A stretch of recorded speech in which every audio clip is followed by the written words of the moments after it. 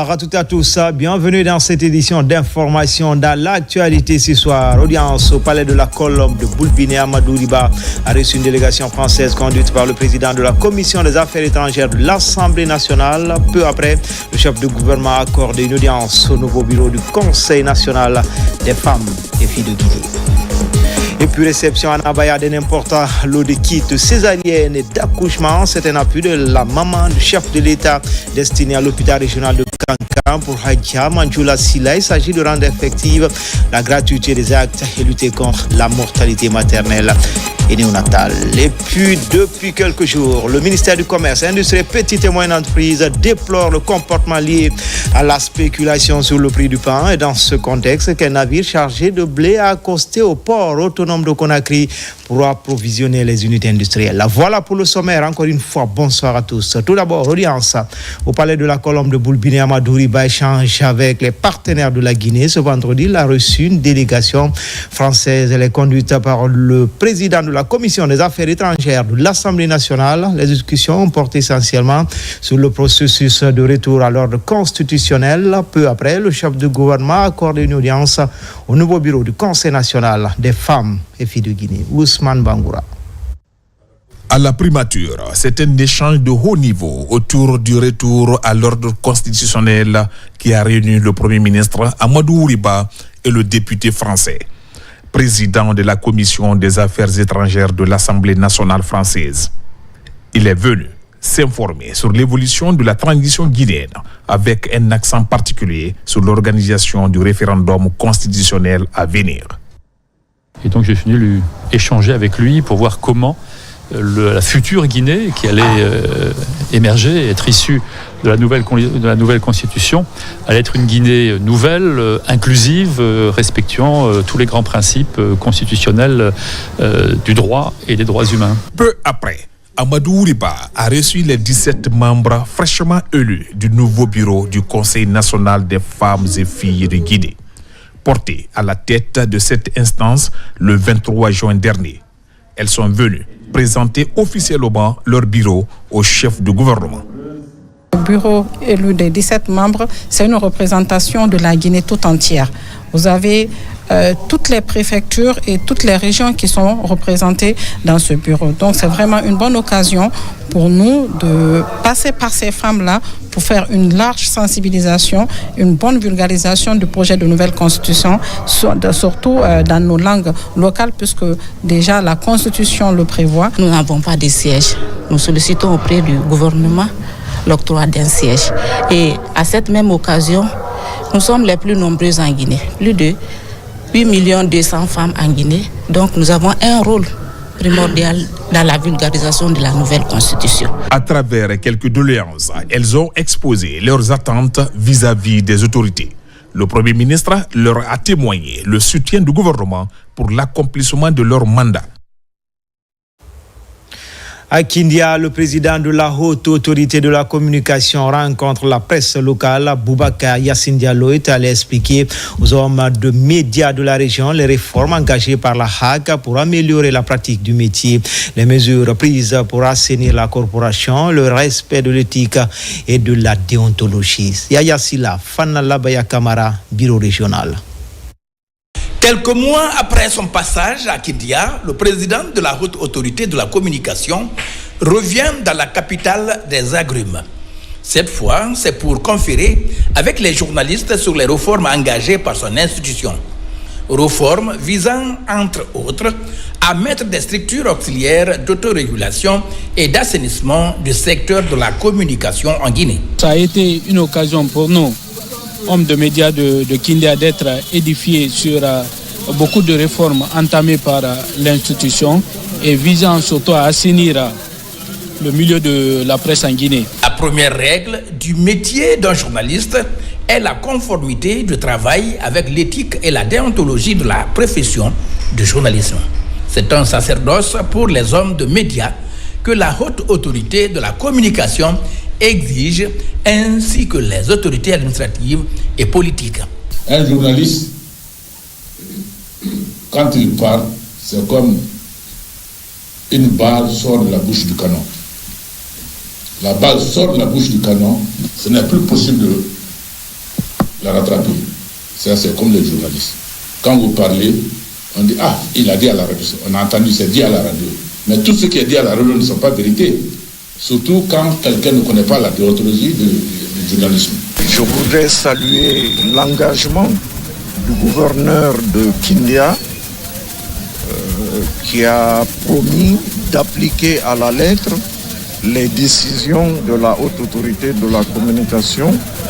Je voudrais également saluer l'engagement du syndicat de la presse de Kindia qui, avant nous, avait déjà envisagé des mesures de nature à assainir la presse à Kindia. La haute autorité de la communication est régulièrement en contact avec les hommes de médias à l'intérieur du pays pour s'informer de la réalité du terrain, mais aussi expliquer les nouvelles donnes en matière de l'information et de la communication en Guinée.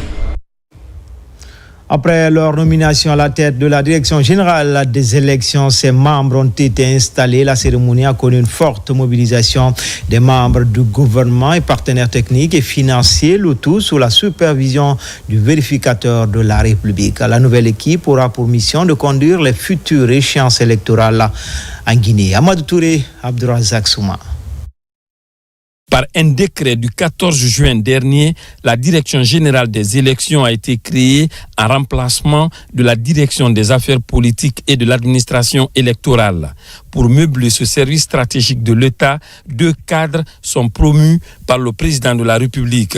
Ce sont Djenabou Touré et Georges Abraham Sori, respectivement directrice générale et directeur général adjoint des élections. À travers cette cérémonie, ils sont installés dans cette fonction pour conduire l'organisation des futures échéances électorales. La Direction générale des élections, à travers ses attributions, joue un rôle déterminant dans le renforcement de la légitimité de nos institutions républicaines. Raison pour laquelle un accent particulier a été mis sur le choix des compétences, de l'expérience, mais aussi de la probité morale. Cet acte du pouvoir discrétionnaire du chef de l'État à l'endroit d'une dame à occuper cette haute fonction de l'État a été salué et magnifié par le vérificateur de la République, président de la cérémonie. Rendre hommage au chef de l'État, à qui il a plu encore d'honorer les femmes. À cette occasion, formuler des vœux pour elle, des vœux que ses collaborateurs, hommes, femmes, qui seront autour d'elle, les hauts cadres du ministère de l'administration du territoire, se serrent les coudes autour d'elle. En occupant ce poste, Madame Kamara Djenabou Touré imagine l'étendue du chantier qui attend son équipe. Ma profonde gratitude au président de la République, chef de l'État, chef suprême des armées, le général d'armée Mamadi Doumbouya. Nous sommes dans les opérations de contrôle, de vérification, correction et gestion du contentieux sur les listes électorales provisoires qui sont déjà dans les quartiers et secteurs. Un décret va être pris par le président de la République pour convoquer le corps électoral. À compter de ce jour, Djenabou Touré et Georges Abraham Sori auront la responsabilité de conduire les échéances futures dont le baptême du feu est prévu ce 21 septembre par le référendum constitutionnel où les 6 748 923 Guinéens recensés par le RAVEC sont attendus dans les urnes pour se prononcer sur la nouvelle constitution. En plus bref, le Premier ministre a rencontré également les partenaires sociaux, notamment les représentants du mouvement syndical et la Confédération générale des entreprises de Guinée. Rencontre marquée par des échanges francs, des remises de documents, une ambiance fraternelle portée par des valeurs de dialogue social. Retour en images sur cette rencontre, c'est dans nos prochaines éditions d'information. Après les départements ministériels, c'est au tour du ministère de la Défense nationale de lancer ce vendredi la campagne à l'une de mire à assurer une meilleure compréhension des textes au sein de la Grande Muette. La cérémonie officielle de lancement a connu une forte mobilisation des autorités militaires et membres du CNRD. Adjudant-chef Oumar Kamara, il est correspondant de la presse militaire. Ce vendredi 25 juillet 2025 marque une étape cruciale dans le processus de vulgarisation du projet de la nouvelle constitution. Cette rencontre ici au mess des officiers du camp Almamissa Maurituri annonce le coup d'envoi de l'opération au sein des forces armées guinéennes et plus particulièrement dans la zone spéciale de Conakry.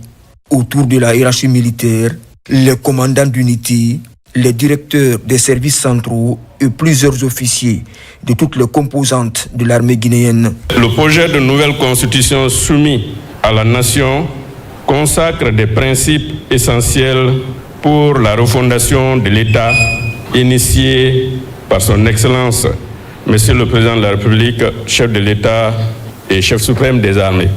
Il est de notre devoir, en tant que militaires, de connaître et de comprendre ces dispositions qui encadrent notre mission au service de la nation. Le projet de nouvelle constitution consacre des principes essentiels de refondation prônés par le chef suprême des armées. Au cours de cette rencontre, le directeur du cabinet du ministère de la Défense nationale a insisté sur le rôle dévolu aux forces armées et a invité le commandant d'unité à s'en approprier pour une large vulgarisation au sein de la troupe. Cette constitution consacre la place centrale des forces armées dans la défense de la nation et le maintien de la paix. Elle réaffirme notre statut républicain, neutre et protecteur du peuple. Les commandants d'unité sont instruits de vulgariser le contenu de ce projet de nouvelle constitution à tous les personnels sous leur commandement et d'en assurer une explication pédagogique dans les garnisons. Ainsi, il est revenu au comité technique sectoriel défense de partager ce document avec l'assistance. Vulgarisation du projet de nouvelle constitution dans la savane guinéenne. Les membres du gouvernement bouclaient leur tournée à Mantiana. Les avantages du projet et les avancées ont été expliqués aux populations de la cité impériale. La délégation a ensuite remis des copies du projet aux responsables locaux pour partager son contenu dans les villages et hameaux. Plus de détails avec Thierno Ousmane Diallo et l'Aja Sekousibi. Après Cancan et Sigiri, les ministres de l'Information et de la Communication, de la Jeunesse et des Sports, ainsi que des Affaires religieuses, rencontrent les populations de Mandiana dans le cadre de la vulgarisation du projet de nouvelle constitution. À la Maison des Jeunes de Mandiana, les habitants ont réservé un accueil chaleureux à la délégation gouvernementale et ont, par la voix du président de la délégation spéciale, apprécié la démarche du gouvernement visant une large vulgarisation du projet de nouvelle constitution. Une constitution ne prend tout son sens que si elle est connue, comprise et portée par l'ensemble des citoyens. C'est pourquoi cette campagne de vulgarisation est essentielle. Votre présence à Mandiana marque ainsi une étape importante dans le processus d'élaboration de notre nouvelle constitution. Nous comptons vulgariser ça jusqu'à la base, c'est-à-dire au niveau des sous-préfectures dans les districts. Les programmes sont déjà établis, donc pratiquement à Mandiana ici, ça se passe très bien. Toute la population est dans cet esprit. Développant le contenu du projet de nouvelle constitution, les membres du gouvernement ont mis l'accent sur le caractère inclusif du texte et son importance pour l'édification d'une Guinée unie et harmonieusement développée avec des institutions fortes qui protègent les droits de chaque citoyen. Nous sommes là, notre rôle principal et mission principale, c'est de remettre ce projet de constitution à l'autorité administrative de Haute-Guinée. Les autorités religieuses de Haute-Guinée, les leaders d'opinion de Haute-Guinée, pour que chacun, à ce qui le concerne, puisse participer aussi à traduire ce projet de constitution dans notre langue nationale, afin que toute la population guinéenne soit informée du contenu de ces nouvelles constitutions. Vous constaterez par exemple autour de la jeunesse, l'article 26, l'État prend un engagement ferme pour l'épanouissement de la jeunesse. Vous avez des engagements par rapport à la représentativité des femmes et c'est un document aujourd'hui fondateur et qui est le fruit d'une consultation très élargie. La délégation gouvernementale a également eu des entretiens avec les sages de Mandiana autour du projet de nouvelle constitution, tout en louant leurs efforts pour le maintien de la paix sociale dans cette préfecture frontalière.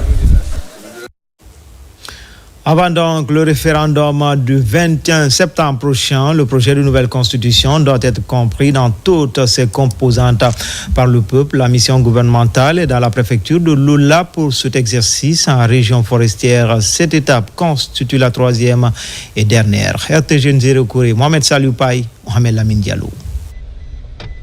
Située à 65 km de l'abbaye, la préfecture de l'Elouma reçoit à son tour les membres du gouvernement.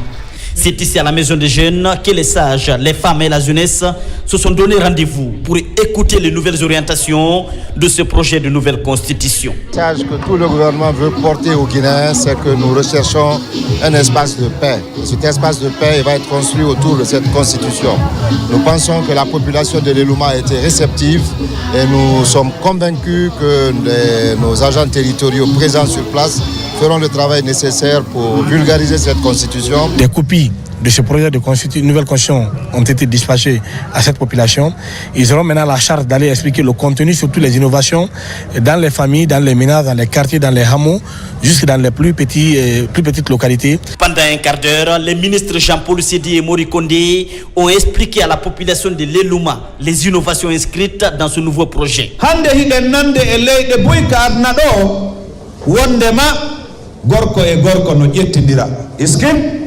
Dans d'autres pays, il y a des lois qui autorisent le mariage entre hommes et femmes et femmes. Est-ce que nous, on a besoin de ça? Non. Ici, nous, le mariage reste entre hommes et femmes.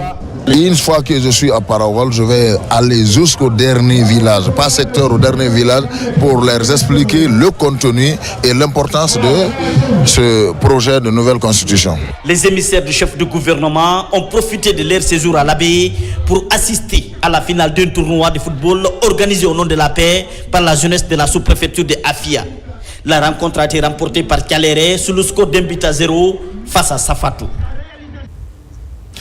Vous l'avez compris, après la capitale régionale, le ministre de l'Enseignement préuniversitaire, accompagné de son homologue de l'habitat, échange avec les populations de l'Elouma sur le projet de nouvelle constitution. Jean-Paul Sidi et Mori Kondé expliquaient les différentes innovations de ce document. L'engagement est pris par les sages et notables de cette localité pour faire sa vulgarisation dans les langues locales. C'est un reportage signé Abdulaziz Badé. Retour à Lola pour la vulgarisation de la nouvelle constitution, dernière étape de cette mission gouvernementale à région forestière avec l'équipe régionale Mohamed Salioupaï, Mohamed Lamine Diallo, Lancé Kamisoko. Conduite par le ministre de la Sécurité et de la Protection civile, en compagnie de son homologue de l'agriculture et de l'élevage, la délégation a rencontré les cadres déconcentrés et les responsables communautaires de la localité. Objectif, expliquer les grands axes du projet de nouvelle constitution afin d'en assurer une démultiplication efficace au sein des communautés de base. Le ministre de la Sécurité et de la Protection civile et tous les autres ministres à travers le pays aujourd'hui sont en train de vous passer la main, vous, administrateurs territoriaux, vous, cadres, au niveau décentralisé, au niveau déconcentré, afin que vous puissiez continuer la vulgarisation dans vos différentes zones de compétences. Les différentes rencontres que nous avons faites, que ce soit ici à Lula, à Beila, à Yomu, à Massanta et à Yegedou, pour notre part, semblent faire ressortir ici l'impérieuse nécessité de bien articuler l'aspiration de nos citoyens. Après avoir pris connaissance du projet, les responsables locaux de Lola ont exprimé leur satisfaction face à plusieurs points qui tiennent compte de leurs préoccupations. La Constitution n'est pas simplement un texte, elle est le fondement de notre vivre ensemble, la garantie de nos droits et libertés et l'outil pour bâtir un avenir meilleur pour notre nation. Cette étape de Lola vient ainsi clôturer une série de sensibilisations dans la région avec un écho favorable et des promesses d'adhésion qui augurent d'un engagement fort des populations de l'intérieur du pays. Sur le continent, tout près, l'ambassadeur de Guinée au Libéria échange avec le personnel diplomatique et local au cœur de l'échange, vulgarisation du projet de nouvelle constitution, des stratégies de communication sur le contenu du document afin de toucher le maximum de compatriotes. Le porte-à-porte sera privilégié. Mohamed Lamine Kamara, envoyé spécial.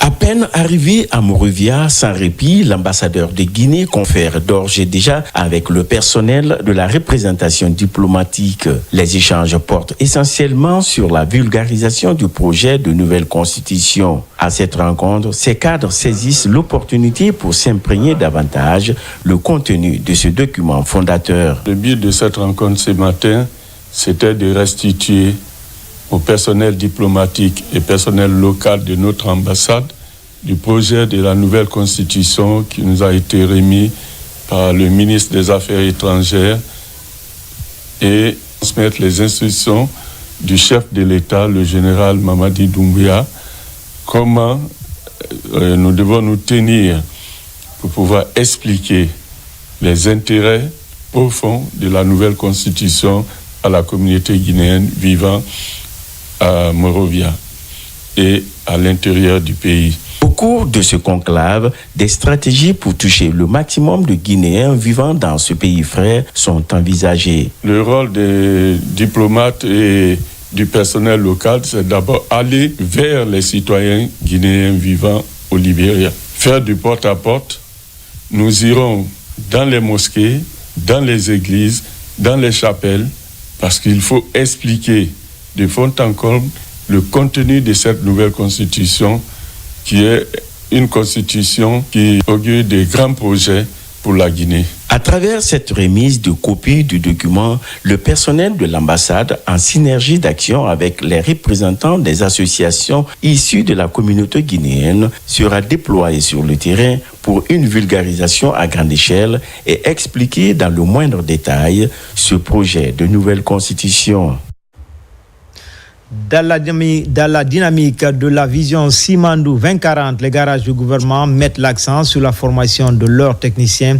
C'est ainsi que 16 femmes viennent de recevoir leur attestation après plusieurs jours de formation. Par cette démarche, cette direction entend promouvoir l'égalité de chance et l'autonomisation économique des femmes. Une cérémonie couplée au lancement de la campagne de vulgarisation du projet de nouvelle constitution dans les différents services des garages du gouvernement. Mamadi Ternaka Misoko, Saint-Martin Fancinadouno.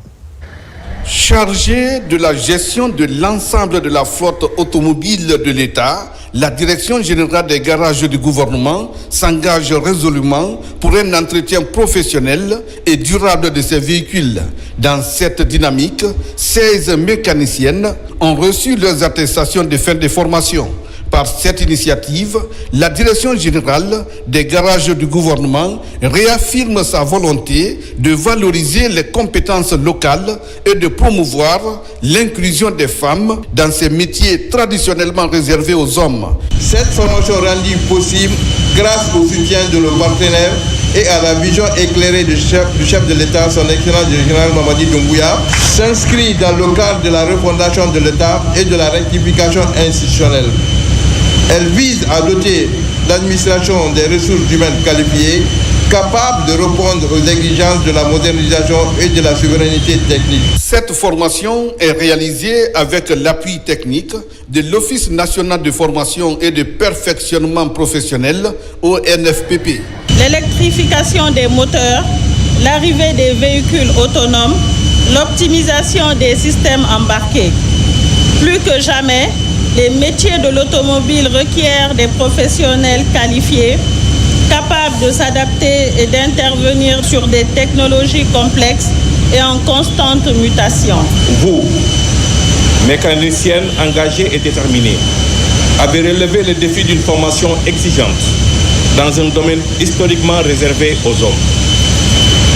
Votre réussite est une démonstration éclatante de votre compétence, de votre volonté et de votre capacité à transformer les normes. La cérémonie de remise des attestations a été également marquée par le lancement de la campagne de vulgarisation du projet de nouvelle constitution. À cette occasion, les bénéficiaires ainsi que les responsables des différents services ont reçu les exemplaires du test afin de favoriser une meilleure appropriation de son contenu par l'ensemble des employés des garages du gouvernement. Même exercice ici dans les communes de la Haute-Banlieue de Conakry. Les autorités communales échangent sur le contenu et les grands enjeux liés à cette nouvelle constitution. Alpha Isiagaba. À cette rencontre, les autorités locales de 3 communes sont présentes. Il s'agit des communes de Manéa, Sanoya et Kagbele. Au centre des discours et messages d'actualité, c'est la vulgarisation du projet de nouvelle constitution. Nous sommes là pour la continuité de ce qu'on a commencé il y a 2 jours, c'est-à-dire le lancement officiel du programme de vulgarisation de la nouvelle constitution dans la ville de Conakry. C'est ce qu'on a continué dans les communes de Conakry en réunissant Kagbele ici aujourd'hui, Sanoya et Manéa. Vous devez vous approprier du contenu du projet de constitution. Vous devez le connaître. C'est cette constitution qui va consacrer vos droits et vos devoirs. Ici au stade de Sanoya, les populations des communes de Sanoya, Kagbele et Manéa ont été largement édifiées sur le projet de nouvelle constitution. Toutes les grandes nouveautés ont été rappelées. Au nom de l'ensemble des 3 communes, Kagbele, Manéa et Sanoya, nous sommes réunis pour un événement d'une importance capitale. Bien sûr, la vulgarisation de notre nouvelle constitution. Cette constitution n'est pas un simple recueil de textes juridiques. Elle est le socle de notre République, le reflet de notre aspiration commune et la feuille de route de notre avenir. La vulgarisation du projet de nouvelle constitution va se faire dans les différents quartiers des 3 nouvelles communes de Conakry, Sanoya, Kagbele et Manéa. La direction générale du laboratoire national de la géologie est résolument engagée à vulgariser le contenu du projet de nouvelle constitution avec des méthodes très pédagogiques. Les cadres s'approprient du contenu pour mieux expliquer sur tout juridique et de gouvernance. Komara Moussa. Au laboratoire national de la géologie, le projet de nouvelle constitution concentre toutes les attentions. J'ai trouvé que c'était vraiment fondamental d'informer le personnel, nos cadres, le contenu du projet de la nouvelle constitution, les encourager pour une posture de relais d'information au sein des cercles familiaux ou sociaux. Aussi, les expliquer les enjeux et les innovations de ce texte pour le public, pour la nation guinéenne. Dans cette salle, les 199 articles du projet de nouvelle constitution passent au scanner pour une parfaite maîtrise. L'exercice est pédagogique et méthodique. Un exemplaire du document physique est distribué à chaque cadre et chacun y trouve son compte. Il est dit dedans que tous les enfants ont une obligation à la scolarité, à partir de 5 ans au minimum jusqu'à 17 ans.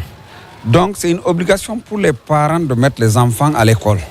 Ça, c'est un article qui me tient à cœur. Dans les autres pays, ils parlent beaucoup de langue nationale. Dans l'administration, partout ils vont, ils mettent l'accent sur leur langue. Et c'est une bonne chose aussi pour la Guinée de mettre des langues nationales dans l'administration guinéenne. Pour un vote utile et responsable, ces cadres du laboratoire national de la géologie s'engagent à s'employer à expliquer le contenu de ce projet de nouvelle constitution aux citoyens pour permettre à la Guinée d'avoir une loi fondamentale qui nous ressemble et rassemble au soir du 21 septembre 2025. Comme annoncé dans les titres, réception en abaya de n'importe lot de kits de césarienne et d'accouchement. C'est un appui de la maman du chef de l'État destiné à l'hôpital régional de Kankan pour Hadja Manjoula Silla. Il s'agit de rendre effective la gratuité des actes liés à ces problèmes de santé publique et lutter contre la mortalité maternelle et néonatale. RTG Kankan, Djamokaba, Toumani Sira Diallo. Aucune femme ne doit mourir en donnant la vie. Ce slogan concrétise l'engagement patriotique de la maman du président de la République. Dans son agenda, un dossier médical conçu pour le bien-être des nouveau-nés et leurs mamans.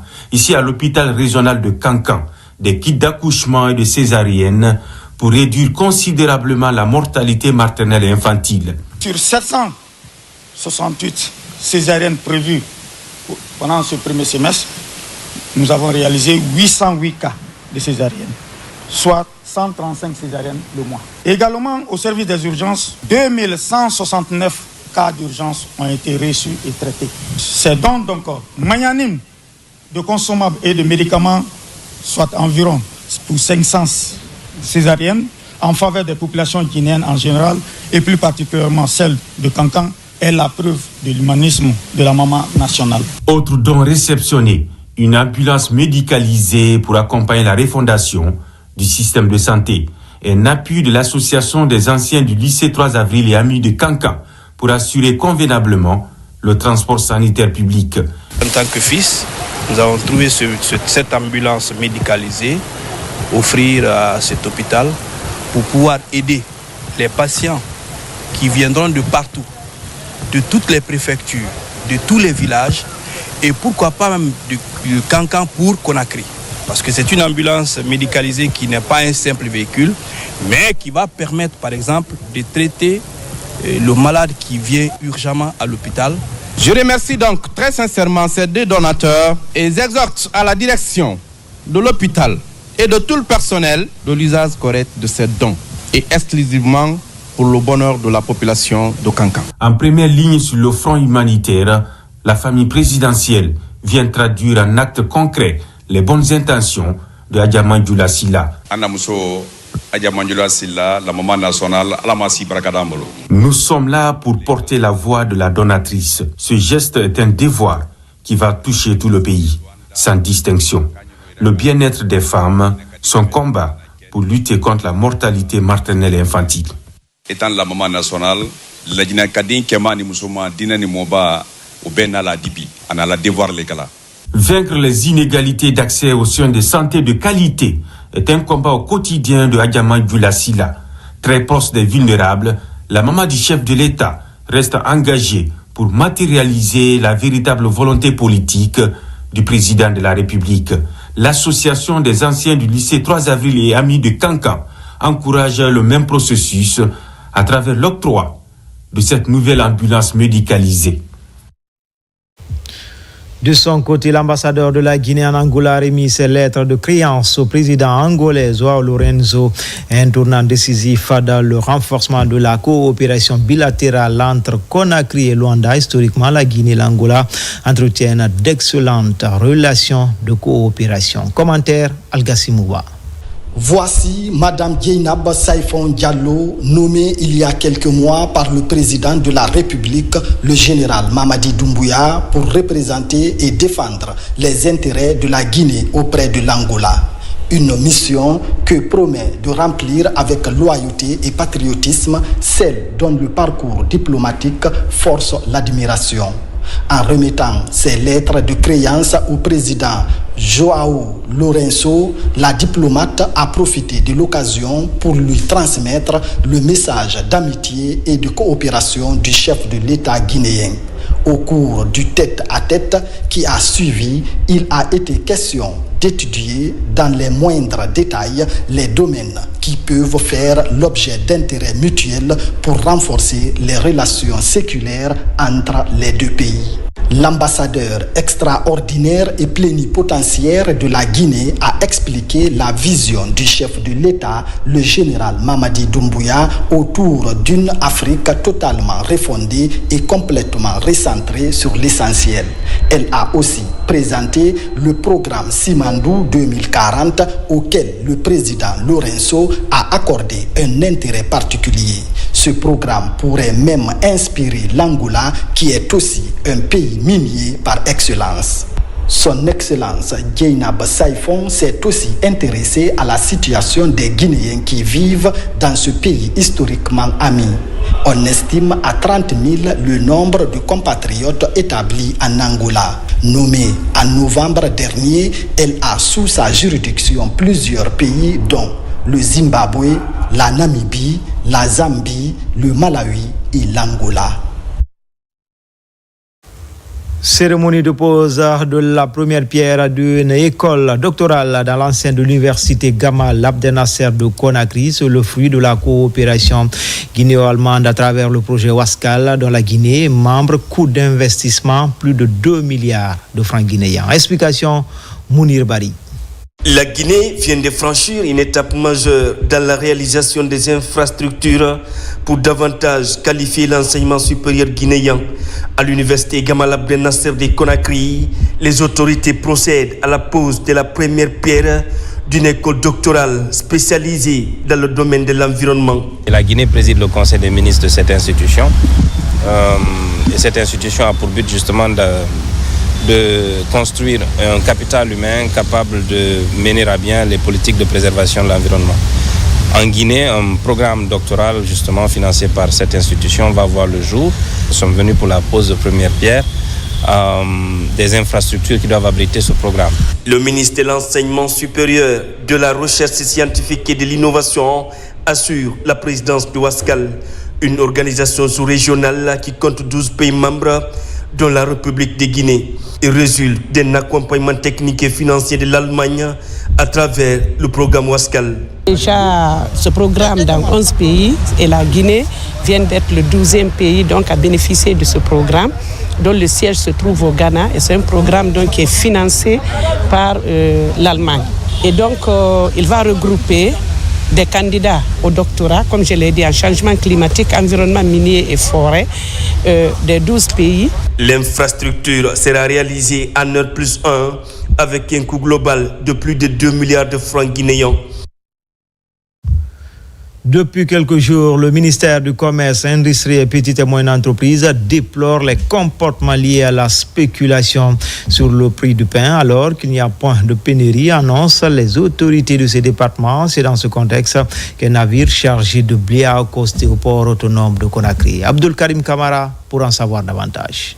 Depuis des jours, l'on débarque la cargaison de ce navire au port de Conakry. À son bord, 32 000 tonnes de blé pour approvisionner les usines de farine du pays. Ici, le ministère du Commerce, Industrie et PME s'assure de la disponibilité de cette denrée dans les magasins du port. Par rapport à ces magasins, juste pour que quand il y a la pluie, pour que les camions qui quittent de l'usine vont pouvoir rentrer dans les magasins, prendre le blé et partir à l'usine pour ne pas qu'il y ait rupture. Avant ce débarquement, le transport de la marchandise en mer a accusé un retard à cause des mauvaises conditions de la météo. Cela a du coup entraîné la spéculation par endroits sur le prix du pain à travers le stock de blé disponible.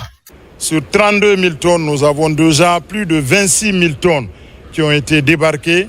Je tiens à lancer un appel fort aux boulangers et aux associations de boulangers pour qu'ils puissent savoir que le blé est disponible en Guinée et que les pratiques sur l'augmentation des prix, que ça puisse cesser.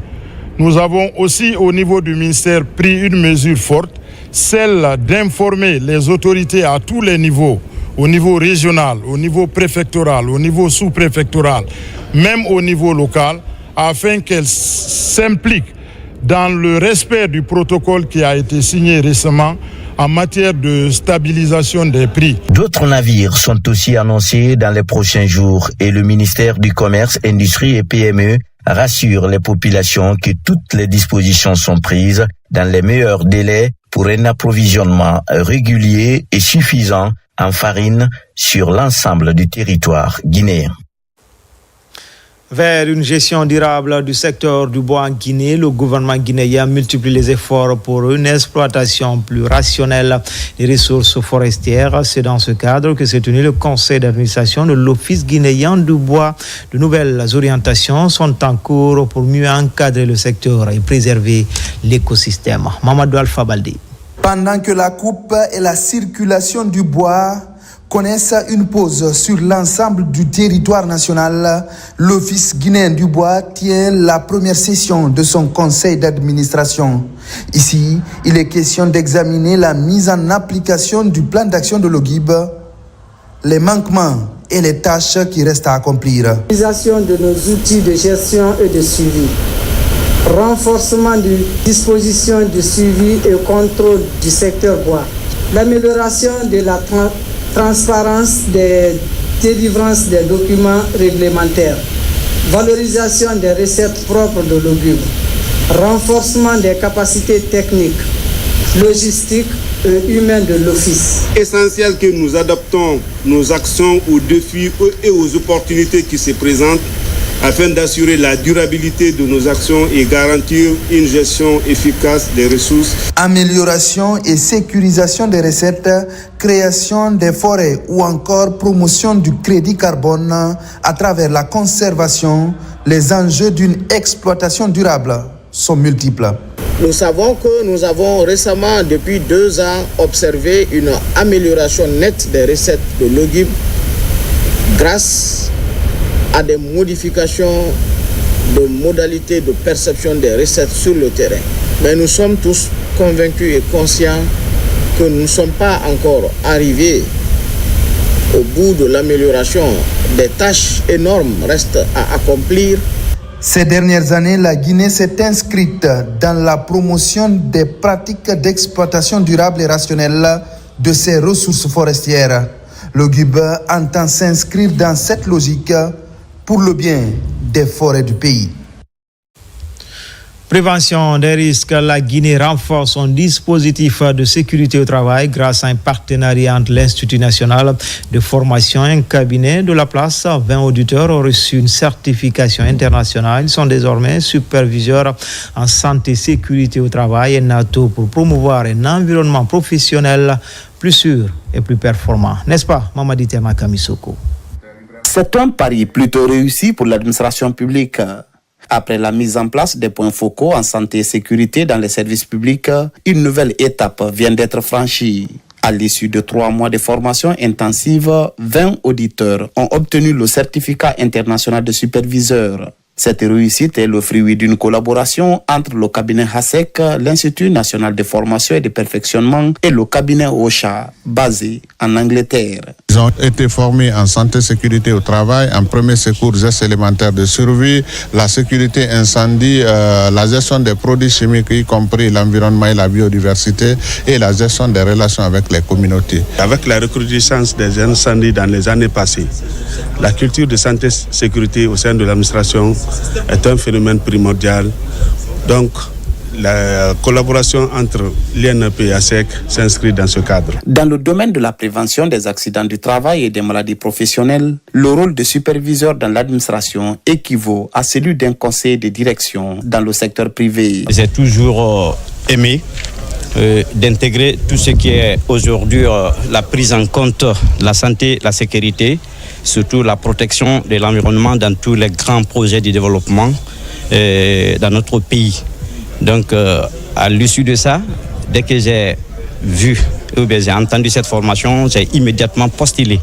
Que ces acteurs aujourd'hui puissent être des ambassadeurs pour veiller à la sécurité et santé au travail dans leurs services respectifs, mais aussi servir de veille pour qu'ensemble nous puissions améliorer les conditions de travail afin d'offrir des milieux de travail sûrs, sains et salubres. Pour faciliter le déploiement de ce programme de formation validé par les 2 parties, des formateurs du cabinet HASEC ont eux-mêmes été certifiés à l'international.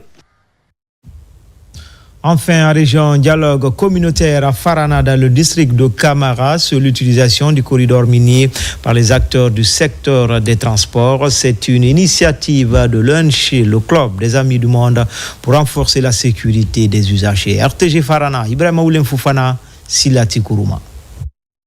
Il s'agit d'un espace de dialogue participatif pour sensibiliser toutes les sensibilités afin de réduire les accidents de la circulation sur la route nationale et le corridor.